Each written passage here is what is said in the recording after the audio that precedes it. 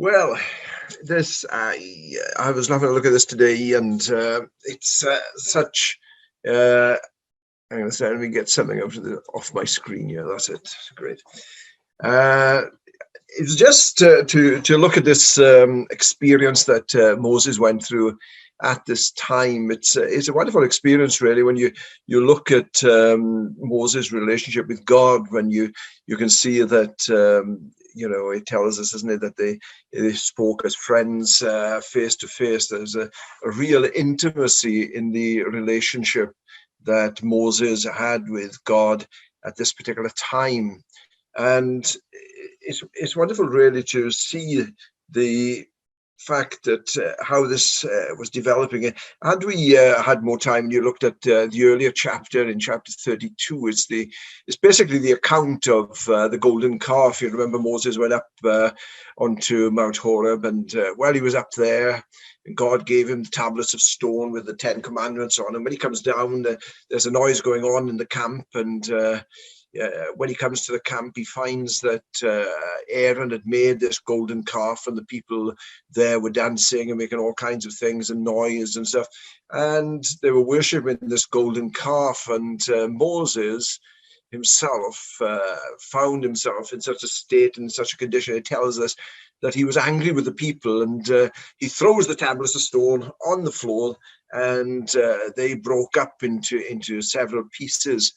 And what it does is it shows to us, the real enthusiasm and zeal of this man. He was very zealous for the things of God, and obviously, having been in the presence of God and communing with God at that time, what you find is that he was so aware of who God is and the glory that belongs to God, that when he came down there and he saw how they had depraved themselves by making this idol to God, or of God as well, that he was so overcome with it that he was enraged, basically, because of their state and their condition. And therefore he threw, as I say, these tablets on the floor, the tablets of the 10 commandments, and they broke up. But what it describes to us, really, is here was a man who had a broken heart as well. Not only did he break the tablets of stone, but he had this broken heart because he was so overwhelmed with the discourteousness of these people, and the horror of what they had done at this particular time, that you find him coming back to God, as it were, having to leave the people there in the camp and coming back to God. And then you find him coming back into the very presence of God. And he was a broken man at that particular time. When you read the account here, as he is coming into the presence of God, he's coming with a real sense that of the failure of the people with regards to who God is. And as he comes into the presence of God, he's come because he realizes the severity of what is going to erupt among the people. They had done this particular sin against God, and therefore there was imminent judgment that was going to fall upon these people. So he comes really to plead with God. He wants to come into the presence of God and plead with God. And there at the end of chapter 32, you get this inquiry by Moses, or this intercession by Moses, there in verse 30. Now it came to pass on the next day that Moses said to the people, "You have committed a great sin. So now I will go up to the Lord. Perhaps I can make atonement for your sin." Then Moses returned to the Lord and said, "Oh, these people have committed a great sin and have made for themselves a god of gold.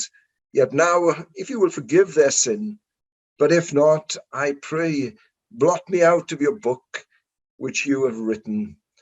And the Lord said to Moses, "Whoever has sinned against me, I will blot him out of my book." But in this, there's almost, in verse 32, there's an interruption. If you have a look, I'm looking at my version of the Bible, it's got a line going across as if Moses starts to pray and he can't continue. And it's almost as if he's overwhelmed as he starts to plead for these people. And what you see really is the two faces of Moses at this particular time. There, when he is, as it were, representing God, when he comes down from the mountain, he comes into the presence of the people, he sees the idol, he throws the stones on the floor and they break up, and he is enraged because of what they had done. And here was one side of Moses reflecting his consideration of who God is. And then on the other hand, you almost can say like this, that you can see the human side of Moses as the people had seen him in rage, but they didn't see him in the presence of God. And as he comes into the presence of God, what is he doing? He's interceding on behalf of these people. He's praying for them. He's pleading with God that God would look upon them, be merciful to them. And it's almost as if he's saying to God, if you're going to do anything, God, blot me out of your book. It's almost as if he wants to stand in defense of the people, to stand between God and these people in order to protect these people. And so he starts pleading with God that God would have mercy upon these particular people.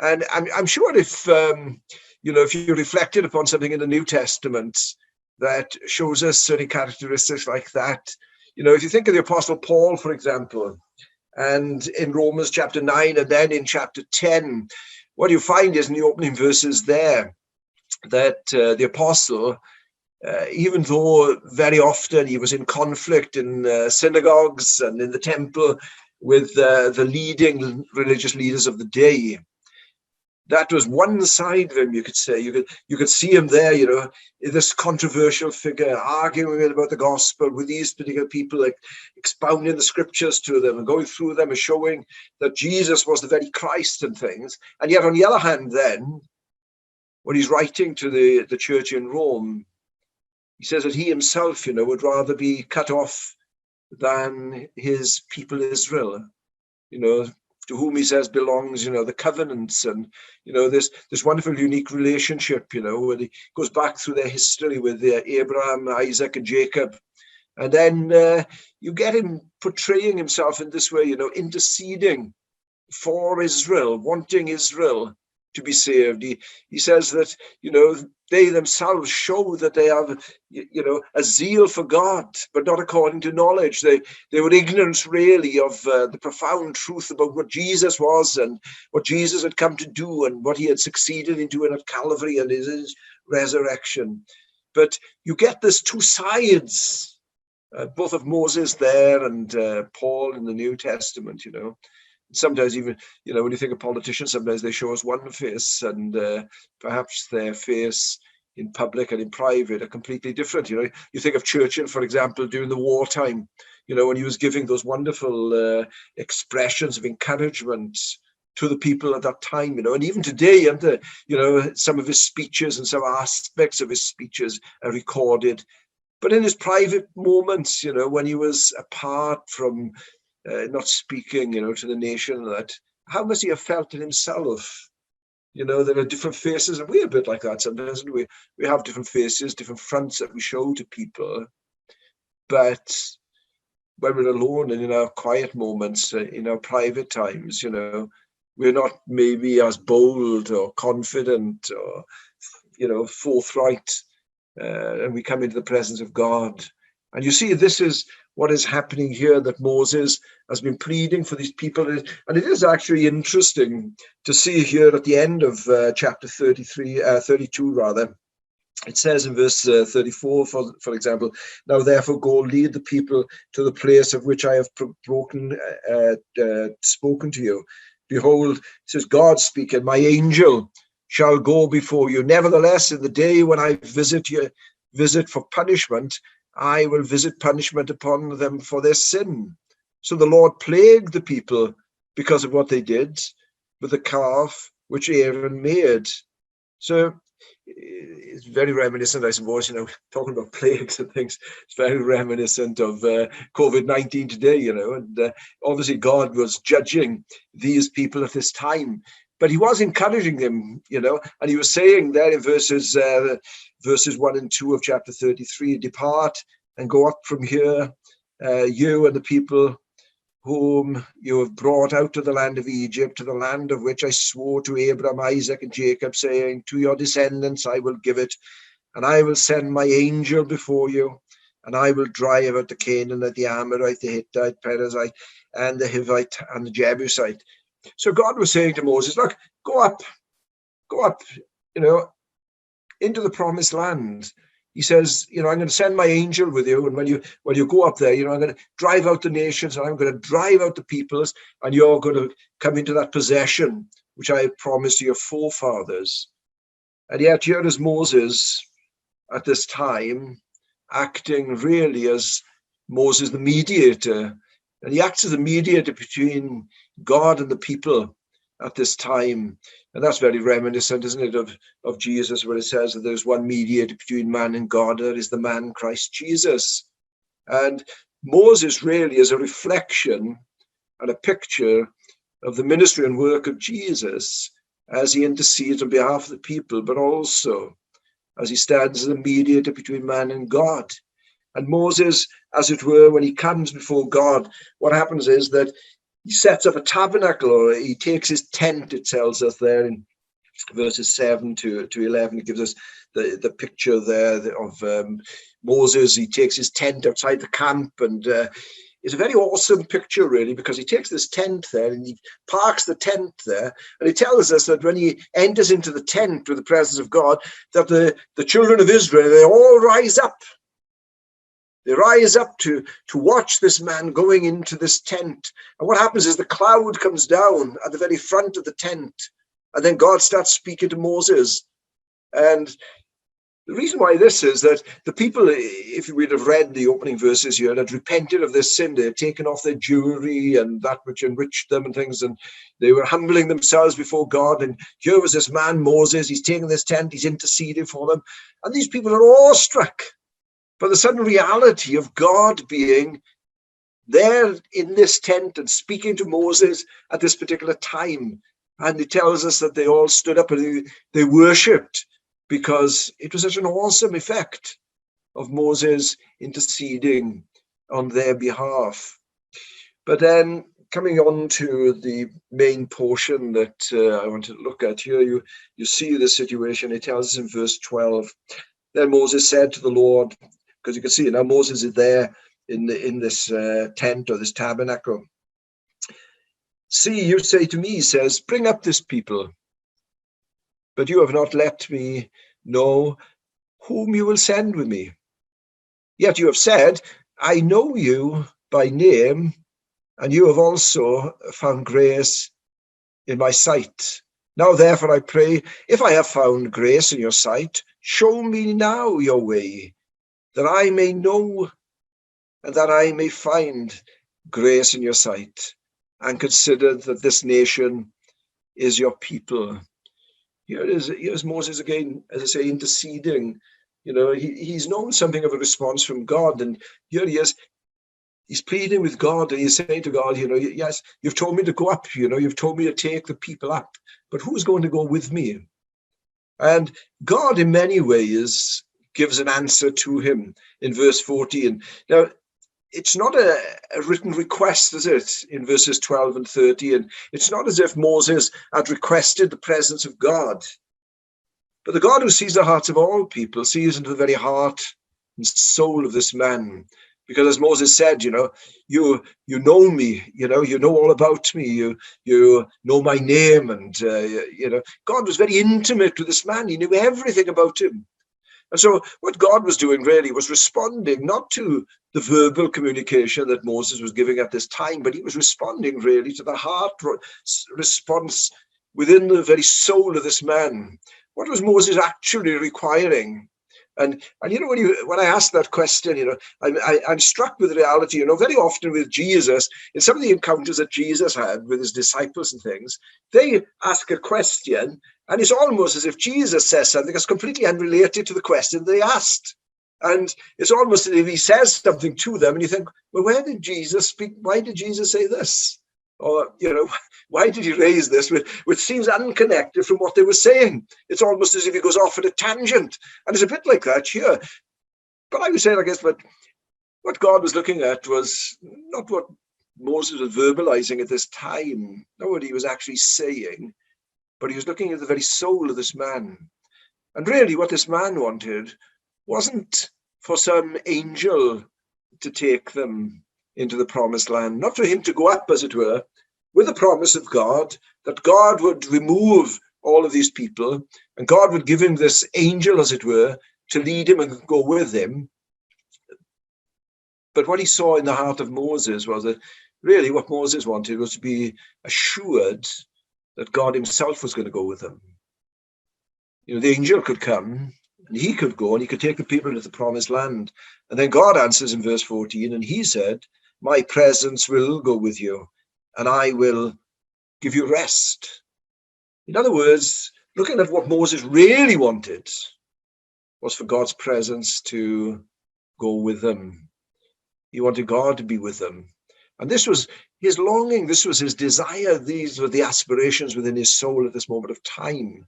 And God is responding to that, the unasked question, as it were, you know, or the unasked prayer that Moses was having. And the prayer was really in the very depths of his soul. And the cry from his soul was for God to go with them. And then, of course, in verse 15, what it says is that he said to him, if your presence does not go with us, do not bring us up from here. For how then will it be known that your people and I have found grace in your sight, except you go with us?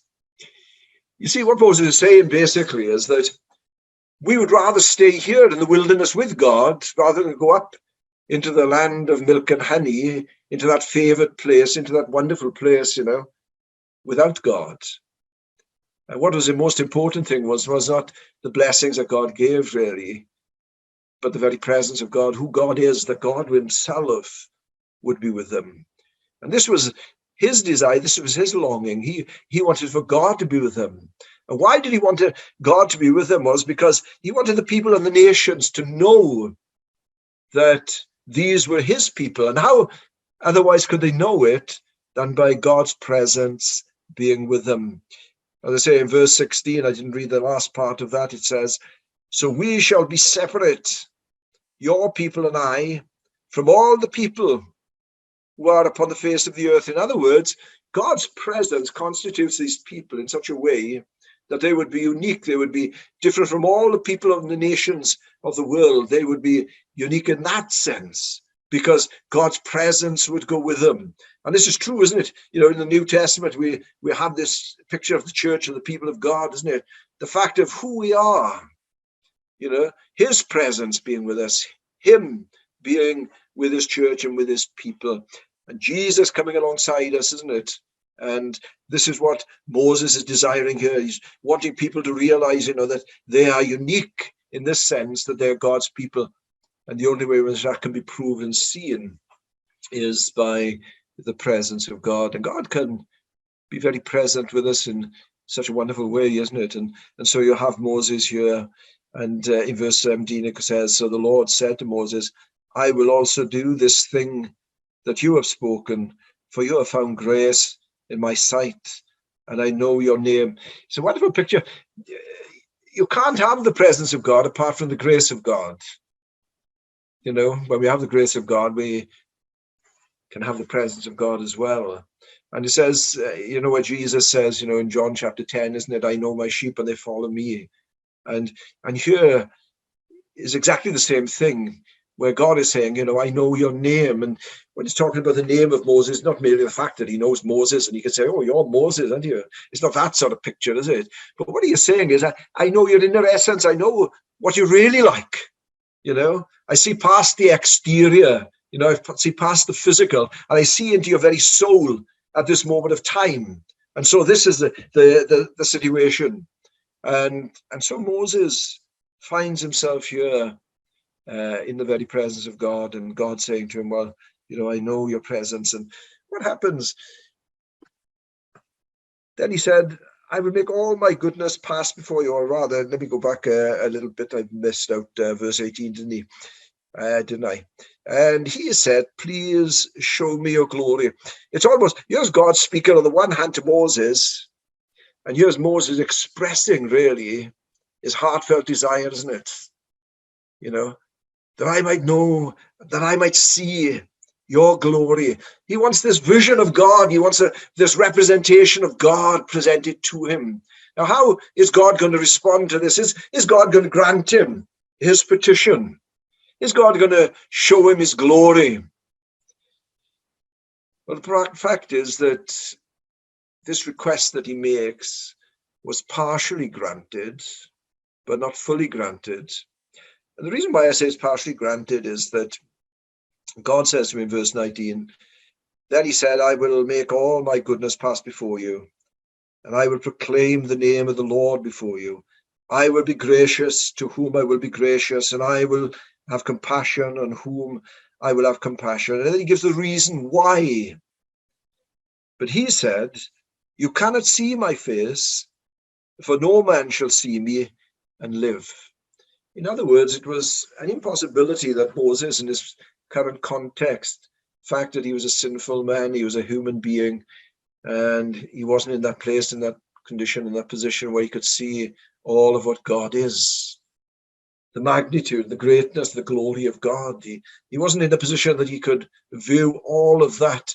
But what God says is, I'm going to give a partial answer, to you. I'm going to give you something of who I am, and I'm going to reveal something of this to you. And he says, here is a place, he says, by me, and you shall stand on the rock. So it shall be, while my glory passes, that I will put you in the cleft of the rock and will cover you with my hand while I pass by. Then I will take away my hand, and you shall see my back or my rear, but my face shall not be seen. It's one commentator said like this, that it's like the setting sun, where you see the sun going down, and you can't see the sun itself, but you can see, the glow of the sun coming over the horizon, the shine and that, and you can see it, the setting sun. So you don't see the full globe and the full orb, and all the glory of the sun. But what you do see is that glow that is following on behind the sun, as it were, out of sight, but the glow remains. And here was Moses seeing that, seeing something of God's glory, the back of God. He couldn't see all of what God is, but he did see some of it. And that's the wonderful thing about us, isn't it?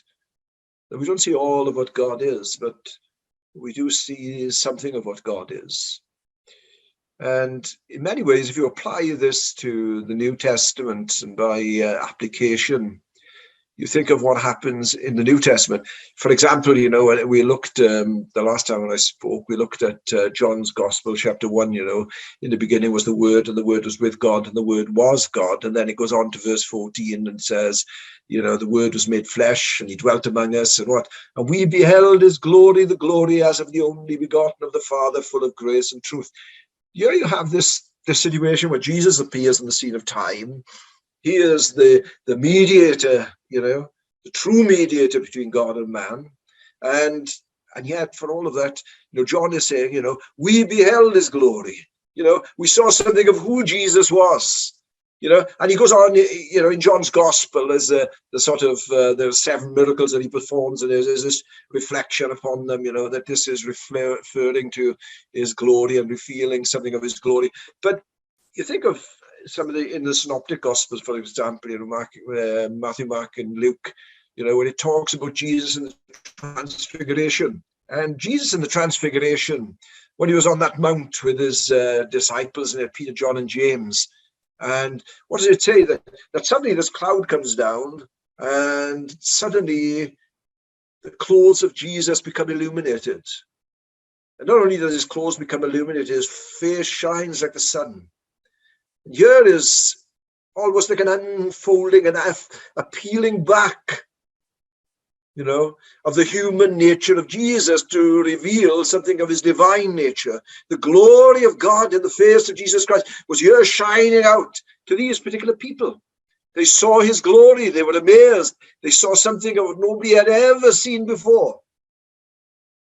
Paul, when he was writing to the church in Corinth and in 2 Corinthians chapter 4 and verse 16, he says, and God who created the light, has commanded the light to shine out of the darkness, has shone in your heart to give to you the light of the knowledge of the glory of God in the face of Jesus Christ. In other words, as we reflect and look at the scriptures, and as we analyze and see these things, and the Spirit of God comes and applies it to us, that we see something of the glory of God. in the face of Jesus Christ, as we are confronted with who Jesus is, we are suddenly confronted with the reality of God. And we are confronted with the glory of God seen in the person of Jesus Christ. He is the embodiment of all of what God is. And so when we see him, we see something of God, and we see something of the glory of God in the person of Jesus Christ. Let me quickly move on. There's a great picture in the last chapter of the book of Revelation, chapter 22, where judgment is passed at the end of chapter 20. The new creation has come into being in chapter 21. The new Jerusalem has come down out of heaven to take possession of this world. There is the new Jerusalem there. And it tells us then in chapter 22, verse 5, it says, and they shall see his face. Now, the reason I brought you to that is because when you look back here, God says to Moses, no man can see my face. You can't see my face and live. It's not possible. You're not in that condition and in that state whereby you could sustain that vision. But now, in this new creation, in God's new creation, the great privilege for the people of God is that they will see the face of God. Do you remember Jesus in the Sermon on the Mount? And he says, blessed are the pure in heart. For what? They shall see God. They shall see God. And that's what you and I have got set before us, that one day we shall see God. We shall look into that face. We shall see, no shadows, no shielding, nothing between us and God. And all of what we shall see is what God is really like. And that's the vision that will be given to us. It's the great vision for all the people of God, is to be living in anticipation of that. The last verse that I want to quote to you is from the Gospel of John, chapter 17, and where Jesus, towards the end of that chapter, in verse 24, he says like this. And he's praying to his Father, and he says, I pray for them, and he's praying for his church, and he's praying for his people. And he prays this, that they might see my glory, he says, that they might be with me, that these people who have gone through this world, who have passed through tribulation, these people who have believed and trusted in me, those people who have followed me right to the bitter end, that they might be with me, he says, and that they may see my glory.